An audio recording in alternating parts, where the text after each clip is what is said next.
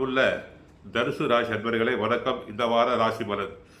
தனுசு ராசியினருக்கு 3 சனி, 4 சூரியன், புதன், சுக்கிரன், ராகு, 6ஆம் இடத்தில் குரு, 7 செவ்வாய், அடுத்து அவர்களுக்கு 10ஆம் இடத்தில் கேது இருக்கிறார்.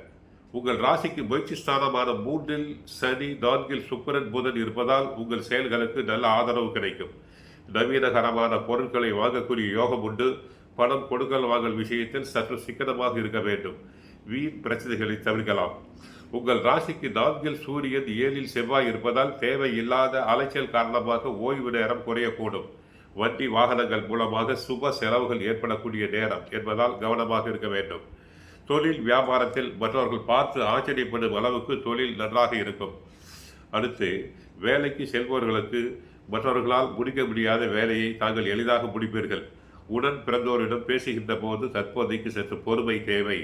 உங்களது ஆரோக்கியமானது சிறப்பாக இருப்பதால் கடந்த கால வீண் மருத்துவ செலவுகள் அனைத்தும் குறையும்.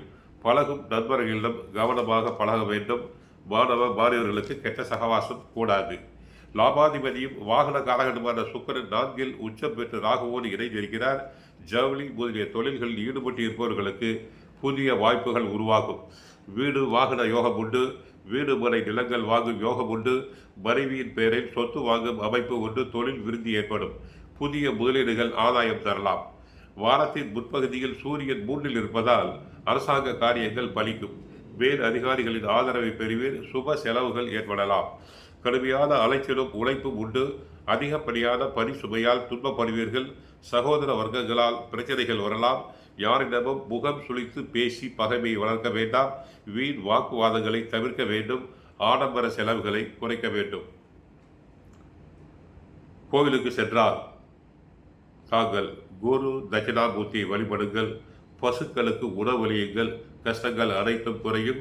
வாழ்க வளமுடன். மங்களம் உண்டாகட்டும்.